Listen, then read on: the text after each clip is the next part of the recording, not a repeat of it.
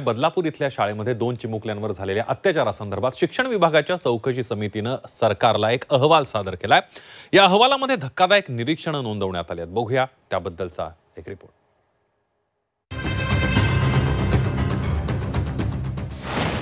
बदलापूरच्या शाळेत त्या दोघी असत्या तर ती घटना घडलीच नसते। बदलापूर प्रकरणात धक्कादायक रिपोर्ट जाहीर। बदलापूरमध्ये एका नामांकित शाळेतील 2 चिमुकल्या मुलींवर लैंगिक अत्याचार झाल्यानंतर राज्यभरात संतापाचं वातावरण आहे। शाळेतील स्वच्छता कर्मचाऱ्यानेच दोन्ही मुलींवर अत्याचार केल्याचं उघड झाल्यानंतर मोठा जनक्षोभ उसळला। त्यानंतर सरकारनं गांभीर्य दाखवत चौकशी समिती नेमली होती। या समितीच्या अहवालात अनेक धक्कादायक बाबी नोंदवल्या। या अहवालातून कोणती धक्कादायक माहिती समोर आली आहे, एक नजर टाकूया। शाळेत 15 दिवसांचे सीसीटीव्ही फुटेज नाहीये। मुलींना शौचालयात नेणाऱ्या 2 सेविका अनुपस्थित होत्या। तसंच या सेविका चौकशीलाही अनुपस्थित असल्यानं त्यांना सहआरोपी करण्यात आलाय। मुलीच्या आजी आजोबांनी वर्ग शिक्षकांना हा प्रकार सांगितला होता। मुख्याध्यापकांनाही हा प्रकार माहीत होता। शिक्षकांनी मुख्याध्यापकांनी पोलिसांना काही सांगितलं नाही।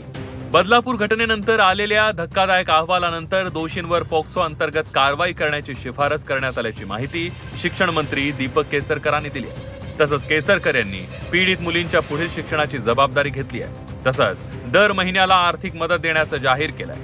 वॉशरूम आणि वर्गात पॅनिक बटन लावणार असल्याचं केसरकर यांनी जाहीर केलंय। सीसीटीव्ही लावणं हे ज्याप्रमाणे आवश्यक आहे त्याप्रमाणे 15 दिवसाचं त्याचं रेकॉर्डिंग हे गायब आहे आणि त्याच्यामुळे ते रेकॉर्डिंग का गायब झालं याच्याबाबत पोलीस डिपार्टमेंटने आवश्यक ती चौकशी करावी। मोबाईलवर पॅनिक बटन असतो त्याचा सुद्धा वापर करावा, कारण मोठ्या ज्या काम करणाऱ्या वगैरे महिला आहेत ऑफिसमध्ये त्यांच्याकडे हा मोबाईल असतो ज्याच्यामध्ये मोबाईल आहेत, आणि स्कूलमधली मुलं आहेत किंवा इतर महिला आहेत यांना सुरक्षेसाठी हे बटन देता येईल। पीडित मुलींचा जबाब हा बाल मानसोपचार तज्ञांऐवजी पोलिसांनी घेतला। असा जबाब घेणं बेकायदेशीर असल्याचा आरोप ॲडव्होकेट असीम सरोदे यांनी केला। पोलिसांनी लावलेल्या विविध कलमांवरूनही त्यांनी आक्षेप घेतला। मुलीचं स्टेटमेंट हे चाइल्ड सायकोलॉजिस्टनीच घ्यायला पाहिजे होतं, परंतु पोलिसांनी ते घेतलेलं आहे, पोलीस कॉन्स्टेबलनी ते घेतलेलं आहे। हे अत्यंत चुकीचं आहे, बेकायदेशीर आहे आणि अशा गोष्टींची दखल न्यायालयाने स्वतःहून घ्यायला पाहिजे। त्याला ज्युडिशियल कॉग्निझन्स असं आपण म्हणतो किंवा ज्युडिशियल नोट घेणं म्हणतो, ते ज्युडिशियल नोट घेऊन पोलिसांना धारेवर धरण्याची आवश्यकता आहे न्यायालयाने, असं मला वाटतं। बदलापूर अत्याचार प्रकरणी नराधम आरोपीला कल्याण कोर्टानं 14 दिवसांची न्यायालयीन कोठडी सुनावली आहे। या प्रकरणाची चौकशी SIT मार्फत करण्यात येते।